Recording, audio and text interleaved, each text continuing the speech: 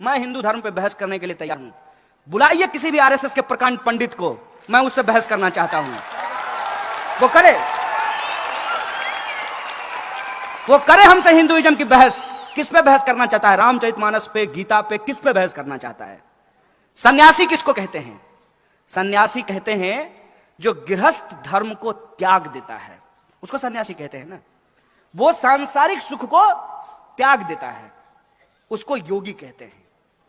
भगवान राम अपने सौतेले भाई के लिए, पिता के वचन के लिए, सौतेली मां के लिए अयोध्या का राजपाट छोड़ करके कहां चले गए? जंगल।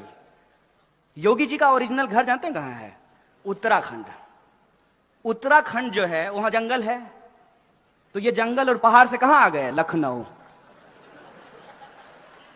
इसको समझिए आप कि हर पीला चीज सोना नहीं होता और हर भगवा पहना इंसान संत नहीं होता है। दंगाई हैं ये लोग, दंगाई हैं।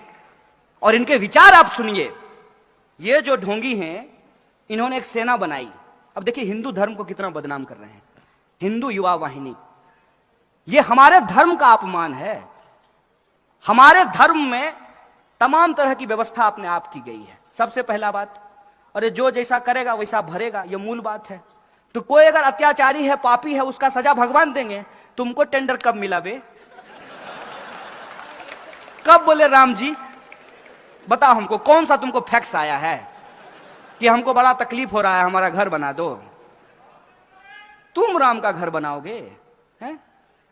अपना उपाय नहीं, अपनी कुर्सी के लिए, अपनी राजनीति चमकाने के लिए, अपने गली टॉक चौराहों पे बांह फैला के घूमने के लिए तुम हमारे भगवा रंग का बदनाम कर रहे हो। तुम हमारे राम का अपमान कर रहे हो। क्या होता है भगवा रंग? भगवा रंग इस देश में वीरता का प्रतीक है, कायरता का प्रतीक नहीं है। भगवा रंग इस देश में लोगों को बचाने का प्रतीक है, लोगों को मारने का प्रतीक नहीं है। भगवा रंग इस देश में साहू जी महाराज का रंग है, छत्रपति शिवाजी महाराज का रंग है, तुकाराम का, संत तुकाराम का रंग है। और तो और यहां कुछ बौद्ध भिक्षु बैठे हुए हैं। बौद्ध भिक्षुओं का चीवर का रंग भगवा होता है, जो शांति और अहिंसा की बात करते हैं। किसको बेवकूफ बना रहे हो? राम के नाम पर अपनी कुर्सी और अपना दुकान चला रहे हो। एक बात हमको बताइए, ये रामचरितमानस की बात करते हैं। मैं रामचरितमानस पढ़ा हूं। रामचरितमानस में 1 दर्जन से ज्यादा शब्द उर्दू के हैं। गरीब नवाज शब्द रामचरितमानस में लिखा हुआ है। और उर्दू जो है वो हिंदुस्तान की भाषा है, वो अरब की भाषा नहीं है। हिंदुस्तान में ही उर्दू बोली जाती है। रामचरितमानस जो है उसमें एक पंक्ति लिखी हुई है तुलसीदास की। हालांकि तुलसीदास ने कुछ गलत बात भी लिखा है, जिसका हम खुले तौर पे जो है समर्थन नहीं करते हैं, विरोध करते हैं उसका। रामचरितमानस में लिखा है, रावण रथी विरथी रघुवीरा। रावण रथ पर है और भगवान श्री राम पैदल चल रहे हैं। अभी बंगाल के हाई कोर्ट से रथ यात्रा निकालने का परमिशन किसको मिला है? राम जी को कि रावण जी को? तो सोचिए ना, अपने तर्क का इस्तेमाल कीजिए ना। और मैं गलत हूं तो मुझे बताइए, मैं अपने आप को ठीक कर लूंगा। मैं प्रधानमंत्री थोड़ी हूं कि कुछ बोलने के चलते आपको जेल में डलवा दूंगा। आपको सुन करके आश्चर्य होगा, मोदी जी एक बार एक राज्य के दौरे पे गए। एक डीएम जो है वो चश्मा लगा करके उनके सामने खड़ा था। भूल गए होंगे आप लोग, अरे रोज नई नई घटना घटती है, कितना याद रखेंगे। चश्मा लगा करके खड़ा था छत्तीसगढ़ में। उस डीएम को सस्पेंड कर दिया गया। बिग बॉस के सामने तुम चश्मा लगा लोगे? अब आप सोच के देखिए, आप नौजवान हैं, आप यूपीएससी करना चाहते हैं, आप महाराष्ट्र पीसीएस का एग्जाम पास करना चाहते हैं, और ऐसा आदमी जो अभी तक अपना डिग्री नहीं दिखाया है, उसके सामने आप चश्मा लगा लें तो आपको नौकरी से निकाल दिया जाएगा।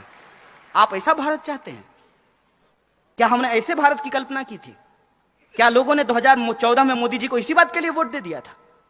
2014 में मोदी जी को वोट विकास के लिए दिया गया, अच्छे दिन के लिए दिया गया, करप्शन पर कार्रवाई करने के लिए दिया गया, महंगाई को कम करने के लिए दिया गया, किसानों की आत्महत्या को रोकने के लिए दिया गया। कौन सा एक काम है जो सरकार ने किया हो और हम लोग उसको स्वीकार नहीं कर रहे हो? आप ही हमको बता दीजिए। क्या इस देश में किसानों की आत्महत्या रुक गई? और क्या किया गया किसानों के लिए? कोई स्टेप भी अगर लिया गया होता तो हम मान लिए होते। जो योजना को ये गला फाड़ फाड़ करके बताते हैं उज्ज्वला योजना, उसकी हकीकत क्या है? हकीकत यह है कि जो लोग गैस सिलेंडर लिए हैं उस योजना के तहत दोबारा उसको भरवा नहीं पा रहे हैं, उसका रिफिल नहीं करवा पा रहे हैं। 400 का सिलेंडर 1100 में मिलने लगेगा तो आप कहां से भरवाएंगे? आप हमको बता दीजिए तो। इस देश के कितने परिवार हैं जो 1100 का गैस सिलेंडर भरवा सकते हैं? और सामने से आदमी जिसको आप प्रधानमंत्री कहते हैं, वो सामने से झूठ बोल रहा है और आपको कह रहा है कि पकौड़ा बेचना रोजगार है।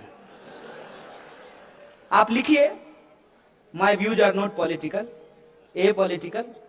ये सवाल समझ में नहीं आएगा। इनको 1 मिनट के लिए छोड़िए। आप अपने दिल पे हाथ रख करके हमको बताइए कि आपका अच्छा दिन आ गया, तब आप कैसे कहते हैं कि मोदी जी बढ़िया आदमी है?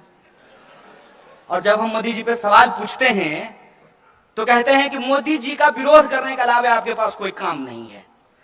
हम बोले हम इतना निकम्मा है कि एक निकम्मा प्रधानमंत्री का विरोध करने का अपने आप को अपना काम समझे हम? ये हमारा काम नहीं है और ना मैं ये काम कर रहा हूं। हम लोगों को एक बात समझनी होगी कि हमारे इर्द गिर्द जो चीजें हो रही हैं वो अपने आप नहीं हो रहा है, उसके पीछे एक कारण है। हर कारण का एक परिणाम होता है, हर परिणाम का एक कारण होता है। उस बात को जब आप समझेंगे तो आप भी मेरी तरह परेशान हो जाएंगे। आपको सोच सोच करके आश्चर्य लगेगा कि इस देश में हो क्या रहा है और क्यों हो रहा है। जब आप इस बात पे विचार करेंगे कि इस देश में संविधान खतरे में कैसे है, तो आपको यह सच चारों तरफ दिखने लगेगा। और मैं साधारण उदाहरण से आपको एक बात बता देता हूं। हाथ आगे करके जिस संविधान की प्रस्तावना को, उद्देशिका को आपने पढ़ा है, उसके शब्द पे आपने कभी गौर फरमाया है? उसके शब्द क्या कहते हैं? उसके शब्द कहते हैं हम भारत के लोग। समाज में क्या होता है? महार है, मातंग है, दलित है, ओबीसी है, धनगर है, मराठा है, ब्राह्मण है, चितपावन है, मैथिल है, बिहारी है, मराठी है। क्या होता है? उद्देशिका क्या कहती है? We the people of India, हम भारत के लोग। फिर भी आपको लगता है कि संविधान खतरे में नहीं है।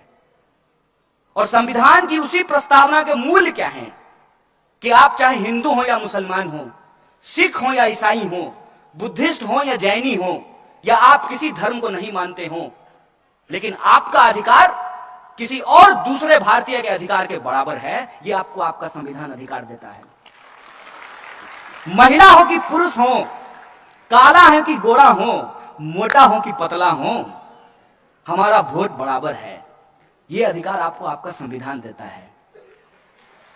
और पिछले सालों में इस देश में क्या हुआ है उस पर गौर फरमाना जरूरी है। जिस उत्तर प्रदेश का हम लोग अभी जिक्र कर रहे हैं, जिस उत्तर प्रदेश के मुख्यमंत्री हैं अजय सिंह बिष्ट, यही है ना? कहते क्या है अपने आप को? तो जो अपना नाम बदल लिया हो उसको शहर का नाम बदलने में मजा आएगा कि नहीं आएगा? बहुत स्वाभाविक बात है। जिसको अपने ही नाम पे भरोसा नहीं है उसको फिरोजाबाद, फैजाबाद, उस पर क्या भरोसा रहेगा? जिस दिन उन्होंने जात के नाम पे आपकी वोट खरीदी थी, उस दिन ही उन्होंने संविधान और लोकतंत्र का सौदा कर लिया था। और आज मैं आपको एक सच बताता हूं, संविधान आपको अधिकार देता है ना कि इस देश का कोई भी नागरिक चुनाव लड़ सकता है। संविधान आपको यह अधिकार देता है ना कि अंबानी के बेटा का वोट और एक जूता सिलने वाले इंसान के बेटे का वोट बराबर होगा। यह संविधान आपको हक देता है कि नहीं देता है? क्या एक जूता सिलने वाला का बेटा चुनाव लड़ सकता है? वार्ड पार्षदी का चुनाव लड़ करके दिखा दीजिए हमको। नॉमिनेशन फॉर्म लेने जाइएगा ना, यही लोकतंत्र के रक्षा सब आपका पैर तोड़ देंगे। यह है लोकतंत्र की स्थिति। और फिर भी कहते हैं कि हमारा देश और संविधान खतरे में नहीं है। 500 रुपए लेकर के किसी को वोट करके हम अपनी जिम्मेदारी से भूल जाते हैं, और वो 500 रुपए दे करके आपका हजारों करोड़ रुपए अपने दोस्त को देकर के देश से भगा देता है। अभी भी कुछ लोग जनधन योजना में जाकर के खाता चेक करते हैं 15 लाख आया कि नहीं आया। ए भाई साहब, अरे आपके नल में पानी नहीं आता है, आपके अच्छे दिन कहां से आएंगे? आपके पड़ोस में साफ सफाई नहीं होती है, आपके खाते में 15 लाख रुपए कहां से आएंगे? फिर भी एक सपना था, पहली पहली बार मुदिए, दिल गया हार मुदिए। होता है, कोई चीज अगर आपके सामने इस तरह से बेची जाएगी तो आप खरीद ही लेंगे।